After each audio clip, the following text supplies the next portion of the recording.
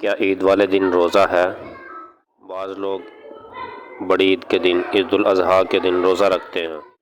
عید الاضحیٰ کے دن یہ روزہ رکھنا بالکل جائز نہیں ہے۔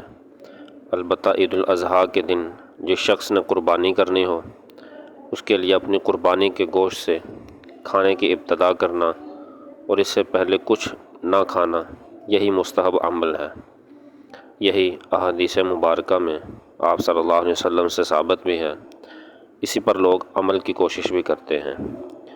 جن لوگوں نے قربانی نہیں کرنی ان کے لیے بھی کھانے کی ابتدا کسی بھی قربانی کے گوشت سے کرنا افضل اور بہتر ہے، کیونکہ عید الاضحیٰ کا دن اللہ تعالیٰ کی طرف سے مہمان نوازی کا دن ہے۔ لہٰذا یہ مستحب ہے کہ ہر شخص اس دن کھانے کی جو ابتدا ہے اللہ تعالیٰ کی ضیافت کے کھانے یعنی قربانی کے گوشت سے کرے۔ اس عمل کو بعض لوگ روزہ رکھنا سمجھ لیتے ہیں۔ اس عمل کو روزہ کہنا یہ درست نہیں ہے، کیونکہ روزے کی جو تعریف ہے وہ یہ ہے کہ صبح صادق سے لے کے مغرب تک جو ہے وہ انسان کھانے پینے سے اور دوسری چیزوں سے جن سے شریعت نے منع کیا ان سے رکا رہے۔ بعض روایات میں آتا ہے رسول اللہ صلی اللہ علیہ وسلم قربانی کے جانور کی کلیجی سے کھانے کا آغاز فرماتے۔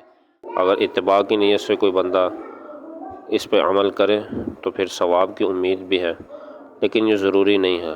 اگر کوئی بندہ نہ بھی اس پہ عمل کرے، نماز سے پہلے ہی کچھ کھا لے تو اس میں کوئی مذائقہ بھی نہیں۔ قربانی کا گوشت بھی کھا لیا جائے تو اس کے اندر بھی کوئی حرج نہیں ہے۔